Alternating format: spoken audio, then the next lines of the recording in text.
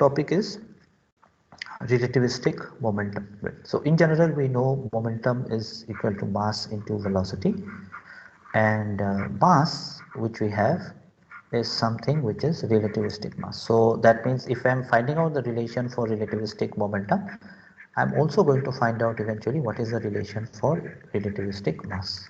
Okay, so that's the topic. So relativistic momentum. So what happens in relativistic momentum is we are basically going to consider, or let's start from something very simple which we already know, right? So in general we can say we have force, okay, which is a vector quantity, is equal to mass into acceleration, correct? But then if we take force, we also know from the second law, the rate of change of momentum is directly proportional to the impressed force when it takes place in a direction in which the force acts. It is nothing but the rate of change of momentum, dp divided by dt, right? And that means I can just simply write it down as d dt of mass into velocity, because that is the definition of momentum that we know. Okay, so that means that momentum is equal to mass into velocity. So I'm just talking about vectors here. Now we also know that if there is no force acting, that means let's say the external force, okay, acting on a system is 0. Okay, this will simply imply that this relation of dp by dt is equal to 0, right? So if the rate of change of a particular quantity is 0, that means that quantity is not changing with time, right? This is the physical interpretation. We know if the rate of change of a quantity, in this case p, is equal to 0, that means that quantity does not change with time, right? So physically we do understand that this momentum is actually constant. Right? So if something, this is very important for understanding the concept of conservation of momentum, right? So these things we already know, so I'll just put it inside the box. You don't need to show this derivation when we are actually talking about relativistic mass. I'm just revising certain things. I'll just put it inside the box. So now what we are going to do is we are going to consider certain scenario and going to solve some problem here. Okay, so what we are going to do here is we are going to consider a mass. Okay, we are going to consider a mass which breaks into two equal pieces. Okay, so the idea here is this: consider a mass, okay, and let's say that mass is capital M, and it breaks, okay, into two equal pieces.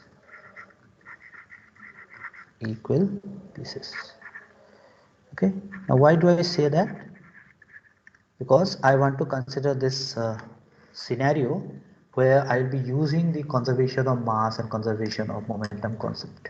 Okay, so let's just take this idea. So we have mass, let's say this is our mass, okay, and let's say this is mass capital M, okay, and this mass is at rest initially, okay, at rest initially, and then maybe there is an explosion within, okay, there is an explosion within the system, and this mass will actually break into two. So let's say it breaks into one part here and one part here. This will happen, right? It might happen, and these two, considering the conservation of momentum, we know that the velocities may not be in the same direction. They might be flying into opposite direction, and their velocity might be v. Okay, and these mass, let's say they break up into two equal parts, so it is m divided by 2, and this is also m divided by 2. So the mass breaks into two, m by 2 and m by 2, and flies in two opposite direction with velocity v. Okay, so what we do usually whenever we are doing any kind of calculations in relativity, we consider two scenarios, one from the rest frame, one from the moving frame. So let's just consider this, okay, from maybe the rest frame, and see what happens. Okay, so what I'm going to do now here is we are going to consider the first observation. So what we do first is we basically observe this from S frame. So S frame means observe from S frame. So we are going to observe this process happening from the S frame. Okay, and what is our second observation? Second observation is, okay, now observe from S prime frame, okay, which is also moving, which is also moving with velocity v. Why I am saying also moving with velocity v? Because I am saying that these two particles will move with velocity v. Now we are observing it from a moving frame of reference which is also moving with the same velocity. It is also moving with the same velocity. It is a scenario, it's a thought experiment you can say, okay, which is also moving. So same velocity as particle. So maybe I can write it down as same velocity as particle. So there are two particles, m by 2 and m by 2 mass, okay, and both of them are moving with velocity v. The reference frame is also moving with the same velocity. So what is the scenario like? If we just draw one, एक बनाते हैं figure यहाँ पे. So this is our moving frame, okay, and this is our moving frame, okay, and what we do here is this: we say that this frame is moving with a velocity v, and you just imagine this, okay, this is not very complicated. ये वाला जो मेरा mass था, this was at rest. This mass, which is m, was at rest. So initially when I was observing it from a stationary frame, now this frame is moving in this direction. That means effectively this mass is moving in the opposite direction v. So when I am observing it from the S prime frame or the moving frame, this is no longer at rest. Okay, this is no longer at rest. This mass is also moving, right? So that's the logic that we're going to use. Secondly, understand this very careful, important. Secondly, this mass m by 2 is actually moving with a velocity in the direction left to right. Our frame is also moving with a velocity v in the direction left to right, same velocity. That means this appears to be at rest. This appears to be at rest. What does it mean? V is equal to 0 from S prime frame. In order to understand or derive this relation, these concepts has to be very clear, and I think this is simple. This is also moving in this direction with a velocity v. The particle is also moving with a velocity v in the same direction. That means it appears to be in rest. Now, what happens to the other particle? The other particle, along with this velocity, the velocity of the frame will also be added, right?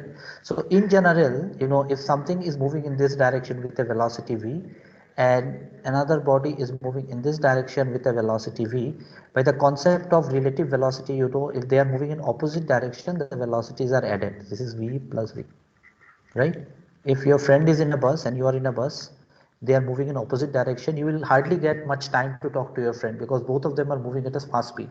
So the velocity, effective velocity would be more. So this is 2v. But this is the case, this is a classical case. That means we are not saying that this is moving at a very fast speed. This is moving in a normal standard velocity, maybe 100 km per hour. But in this case, it is not that. I'm saying that this is moving at a very fast speed. That means I cannot just say it will be small v plus capital V. There will be a relativistic correction to it. Okay, and that velocity is, let's say, consider is capital V.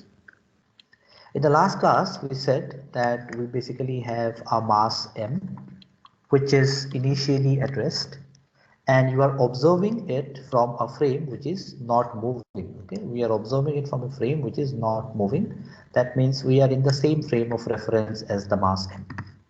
So the mass m is in rest, okay, and we have the mass breaking into two parts.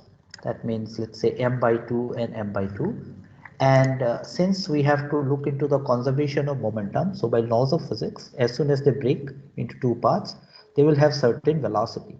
So we are assuming that there is one velocity v in this direction and the second mass moves with a velocity v in the opposite direction. So that was our first consideration and the first observation. In the second observation, what we are saying is we basically have a moving frame of reference, and that moving frame of reference has a velocity v which is very high. That means it's comparable to the speed of light.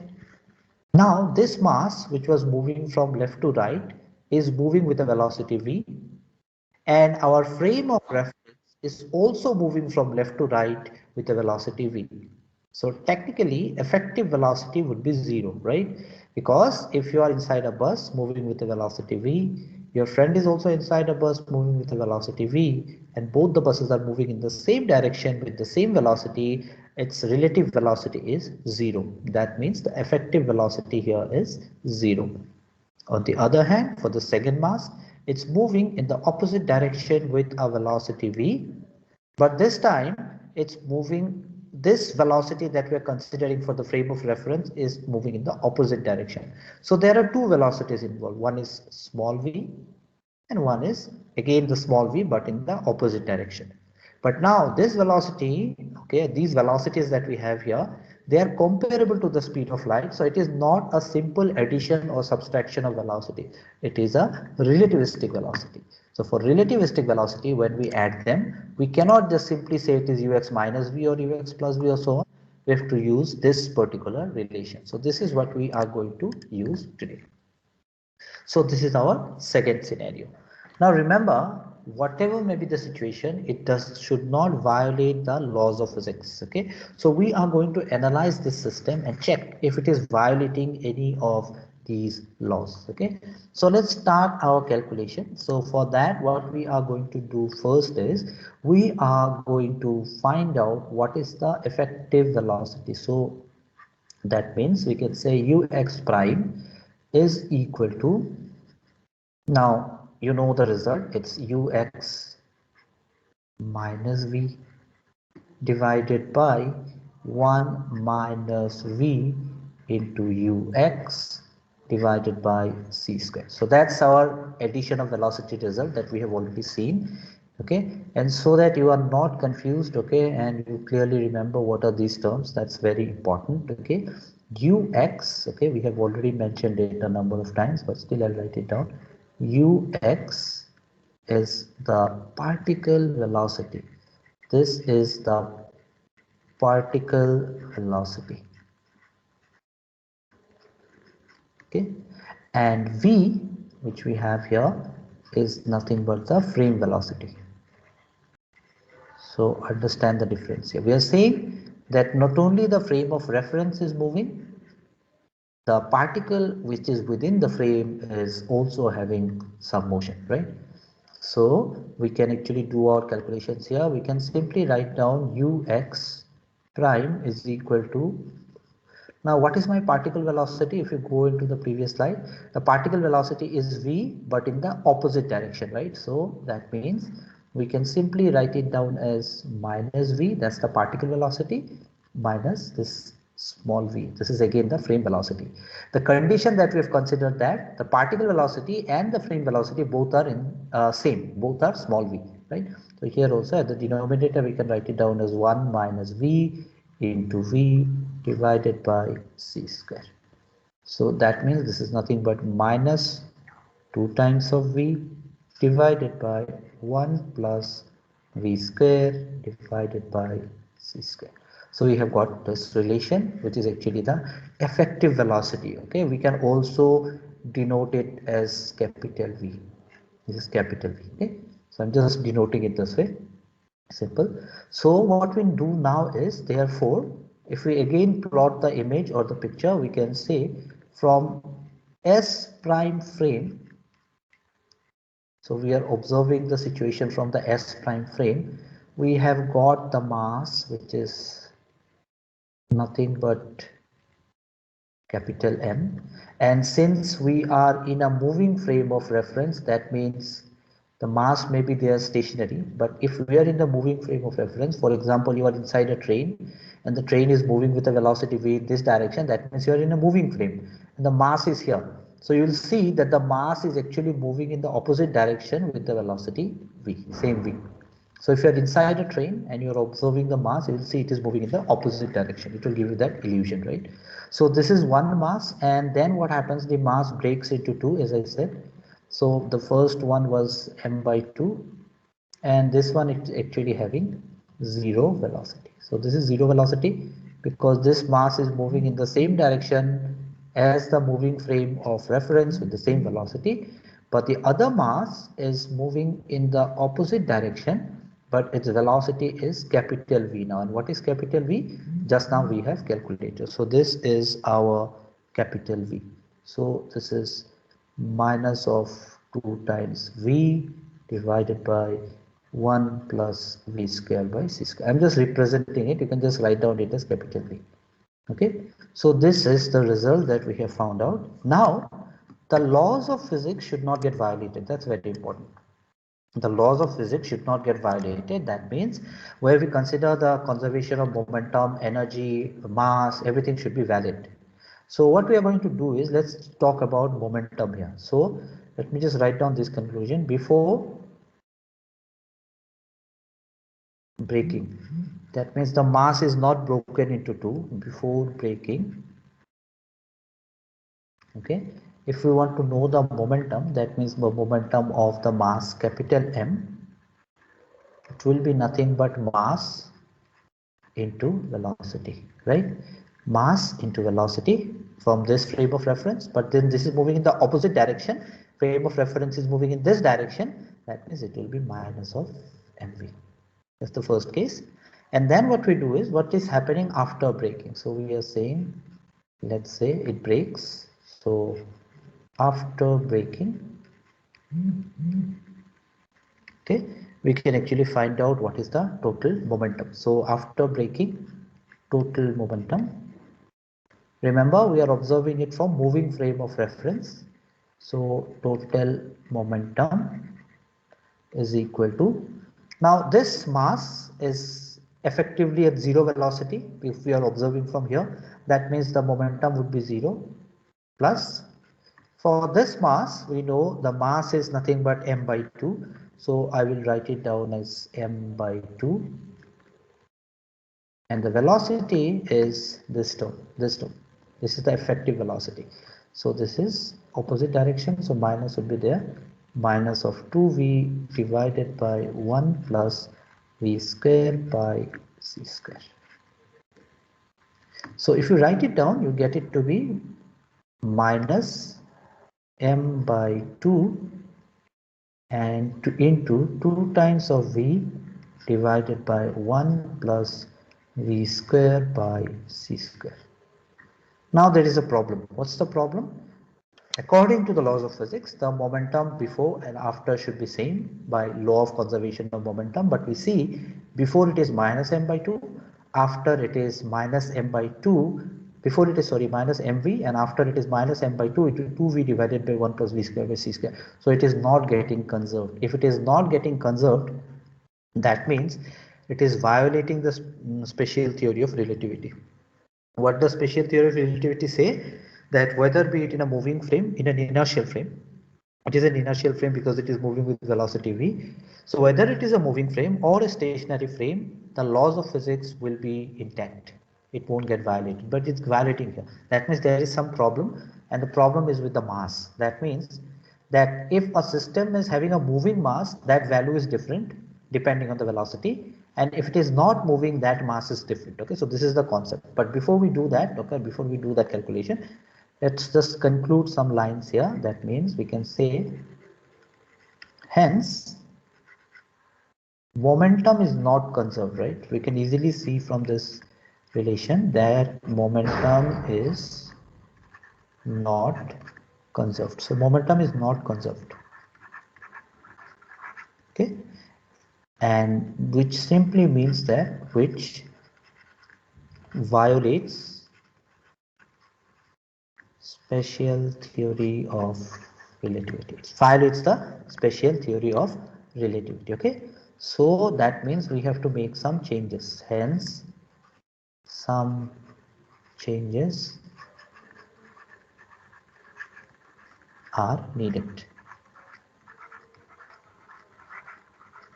The question is, what is that change going to be? You see, this velocity is v. We have already fixed it. We know it's a constant velocity. We cannot change anything here. The only thing that possibly can change is the mass. Okay, and here, even if you don't do the calculation, theoretically we do understand that if something is moving, the effective mass will be different, and if something is at rest, the effective mass will be different. So at rest, if we measure the mass, it is rest mass. If something starts moving, that mass will be different.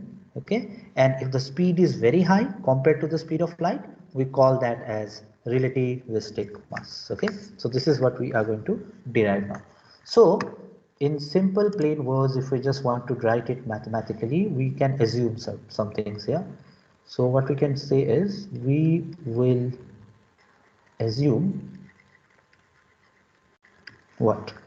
That this momentum is equal to mass into velocity, we already know. But if the velocity is very high, we know it won't be just a normal mass, it will be a rest mass multiplied by some factor which is a function of velocity. Okay, now understand this. When something is not moving and it is at rest, we basically call them as rest mass. So I'll write it down as m naught. And then if something starts moving, we call them as m, which is actually a factor of m naught into some factor of the velocity with which it's moving. So let's say it starts moving with a velocity v. That means that the mass m naught gets affected as soon as it starts moving. That means the mass should be a function of velocity. Velocity more, mass is more, velocity is less, mass is less. Okay, so this is very important. So that means we can conclude something here as v tends to 0. It means that if v is very slow, very low, that means the system is almost stopping. Okay, it's not moving much. Then this function of velocity that we are talking about will be tending to 1. So mathematically it means that if the velocity is very low, the rest mass and the mass both will be same, because Fv would be 1, so it will simply be m naught into v. Okay, we'll see that later, that it's actually logical. We'll find it out now. So this term is actually called the relativistic mass. So relativistic mass is m is equal to m naught Fv. So what's our aim? Our aim is to find out what is this Fv. Okay. For this, we are going to consider the same situation as we did, but this time we are going to say that if something is moving, its mass will be different. So what was our original mass when we said that, you know, we are observing it from a moving frame of reference? It was m. But now, if we are actually observing it from a moving frame of reference, which is moving with a velocity v in this direction, we know that that mass appears to be moving in the opposite direction with a velocity v. But as the mass is moving now, this mass won't be m anymore. It will be, let's say, m prime. Okay, and this m prime is actually called the relativistic mass. So this is your relativistic mass. We are going to do the calculations now. But before that, let me just tell you about the situation that we are handling right now. So it's relativistic mass. So this is our relativistic mass, and after an internal, process, this breaks into two. And this time I'm saying that since this mass is at rest, because it's also moving in the same direction with a velocity v. That means effectively this is at rest. That means this part will have something which is called the rest mass, and I will denote it as m naught. This is the rest mass. But then this one is actually moving in the opposite direction, and we know that the velocity for this is v is equal to just the magnitude 2v divided by 1 plus v square by c square. This is the velocity, but now this is actually moving, so I'll denote it as small m. That means this is the moving mass. So this mass and this mass are not same anymore. Okay, because we introduced the concept of relativistic mass. It is not moving, this is rest mass, and this is the moving mass. So I'll call it as the rest mass, and that's why it is written m naught. Okay. Now looking into this situation, let's do the analysis again. Let's again use the laws, okay, that we can actually use. So what we can do here is we can start with mass conservation. So from mass conservation, from the laws of conservation of mass, what was the mass before it broke down into 2? M prime. So I'll write it down as M prime. And what is the mass after it broke down into 2? M and M naught. So that means M prime must be equal to M plus M naught. Before breaking, after breaking, the mass should remain the same, right? And then we can actually say from momentum conservation, mass conservation we have done. Let's see what we can write down from momentum conservation. So before the breaking up, we know that the momentum is mass into velocity. So this is m prime into v, but moving in the opposite direction. So I'll put a minus is equal to, for this one the velocity is 0, so it will remain as 0 plus the second mass. So again mass is m and the velocity is again in the opposite direction. So I'll just put 2v divided by 1 plus v square by c square. Right? Please remember, small v is the velocity with which the frame of reference is moving. Capital V is the velocity or the relative velocity between this mass moving in this direction with velocity v and the frame of reference moving in this direction with velocity v. So there is a difference between small v and capital V, right? So therefore what we can do is we can equate these two. You know, this minus minus will get cancelled and then v will get cancelled. So what I can write here is m prime is equal to 2 times of m divided by 1 plus v square divided by c square. Okay, but we already know what is m prime. M prime we know must be this, so we can actually do certain adjustments, and what we can write here is m plus m naught is equal to 2 times of m divided by 1 plus v square by c square. Okay, so what we are going to do now is we are going to just do certain calculations and simplify this. Okay, this is just going to get simplified, so maybe I can just do it here. Okay, so let's just simplify. So in simplification what we do is we'll take m naught on one side and the remaining term on the other side. So you know I can take m common. So if I take m common from the first term, this would be nothing but 2 divided by 1 plus v square by c square minus, you take this m on the other side, m I have taken common, so this is 1. So let's simplify this further. So we can just simply write it down as m within bracket, this is 1 plus v square by c square. This is small v. Okay, so whenever I'm writing, this will be my capital V and this will be my small v. Just make sure you are able to differentiate it when you write down in your exam also. Please make sure that I can differentiate between small v and capital V. So this will be 2 minus 1 plus 1 by v square plus c square. So this is in place of this 1, it will come this. So it will be 1 minus 1 minus v square by c square. Just do your LCM correctly. Okay, and then we have the final relation. So what's our relation now? Our relation is m. This is 2 minus 1 is 1. So this is 1 minus v square by c square divided by 1 plus v square by c square. And what is this? This is m naught. Let's mark this as expression A. When we looked into the problem, we said that this velocity or the effective velocity is written in terms of capital V. That means here also, can we write this down in terms of capital V? Let's try doing it in terms of capital V. Okay, for that what we can do is we can do an assumption. So what I will do is now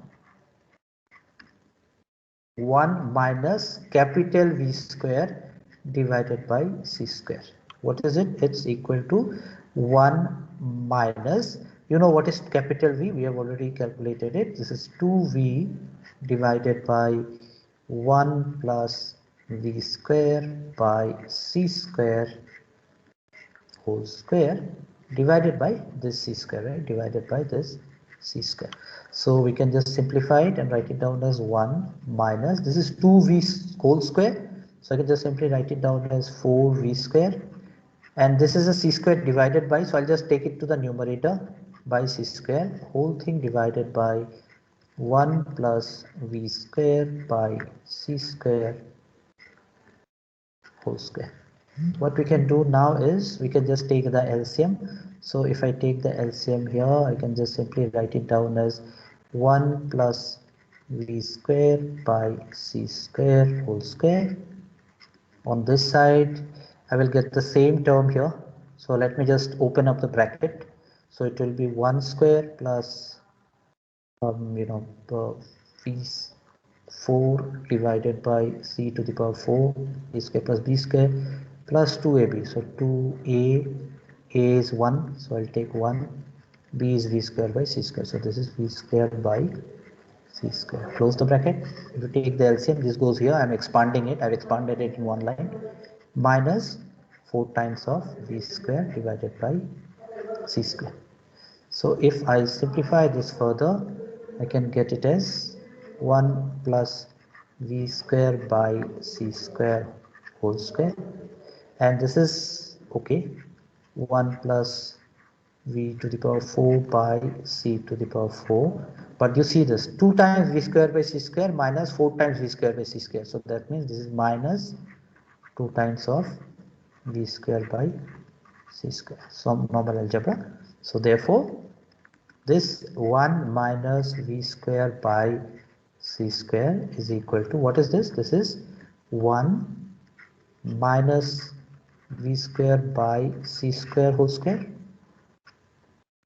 divided by 1 plus v square by c square whole square. Very simple derivation. So that means we have this relation in terms of v, capital V. So we can just replace this in A. So let me mark this as B. Okay, and what I'm going to say is replacing A in B in A. So you just mark that correctly in your notebook. Important. Replacing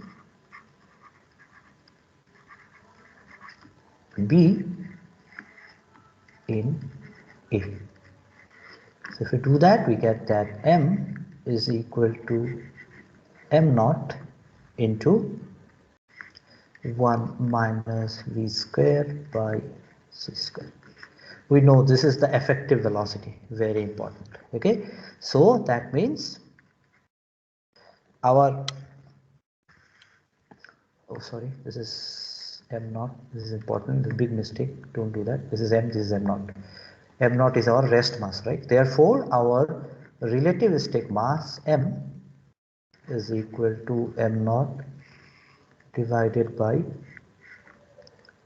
okay, sorry, one, I think I can include one more line here. Okay, maybe you can get it clearly. This is square square, right? On the other side it was not a square, so we have to take a root here, right? So that means root over of 1 minus v square by c square is equal to 1 minus v square by c square divided by 1 plus v square by c square. Mark this as b. So now if we replace it, we get this one. 1 minus v square by c square.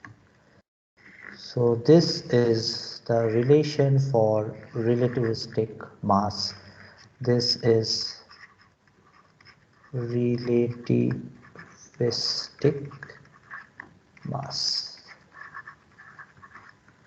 But originally the title was relativistic momentum. We know the relativistic mass. We can actually write down what is the relation for relativistic momentum. Therefore, relativistic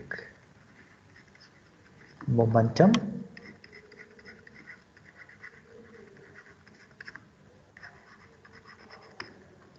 let's say P is equal to mass into velocity. This time this mass is the relativistic mass. So this is m naught v divided by root over 1 minus v square by c square. So if I'm asking you an exam to derive a relation for relativistic mass, you can stop here. Don't need to mention momentum. Asking relativistic momentum, you can do it. Okay, but if I ask you relativistic mass, still you are doing it, it's still fine, not a problem, right? It's not asked, but you write it down. I'm not counting on this. That's it. Okay, you have to just derive to this point. So this is the idea behind relativistic mass and momentum. Now you do understand one thing here. If we just take an example, maybe, okay, if I just take an example, and we can talk about something like rest mass.